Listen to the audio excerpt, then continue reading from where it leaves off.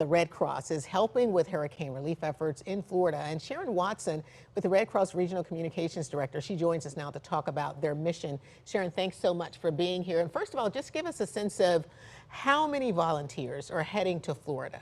We have from across the country 500 disaster responders on the ground as of yesterday, and that number is continuing to grow. We have 5 that are here from St. Louis area, and then we have about 20 from across the Missouri and Arkansas region. Are more volunteers needed? Yes, we definitely need more volunteers all the time. A lot of times it has to do with availability as to when people can go. So we encourage people to sign up at redcross.org if they're interested in volunteering. And then what about donations, Sharon? I'm sure blood is important. Money is important, perhaps even supplies. Yes, blood is very important for situations like this, and we have actually provided blood to the state of Florida to help them in this situation, and we'll continue to do that as needed. So we encourage people to donate blood and just help us with our national supplies to keep those strong so that we can continue.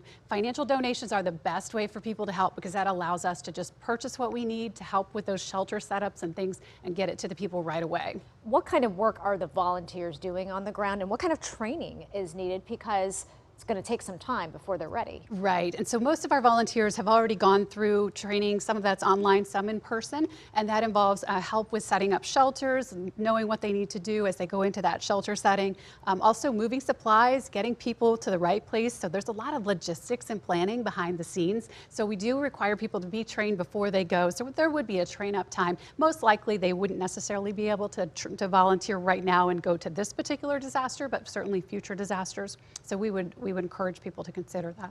And emergency response vehicles are rolling out tomorrow. Tell us about those, Sharon. Yes, those are vehicles that provide basically a mobile feeding operation. So we're able to provide water and food to people out away from the shelters if they can't get to the shelters. You know, logistically, I'm just wondering, it's so hard to get out.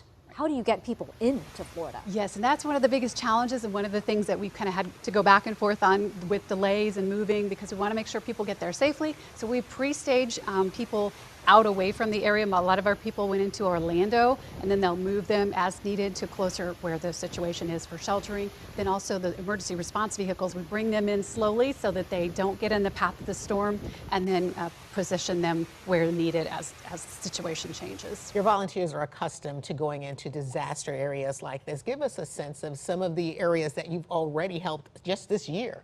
Yes, I mean, we have constant disasters across the country. One of the more recent ones, the wildfires in Western California and throughout the West Coast. We've also been to Alaska for the recent typhoon there. So just constant support throughout these types of things. Puerto Rico is another one. The work they do is just year-round, and it is so appreciated. Thank you. Thank you so much. Sharon Watson, Red Cross Regional Communications Director, thanks so much for being here.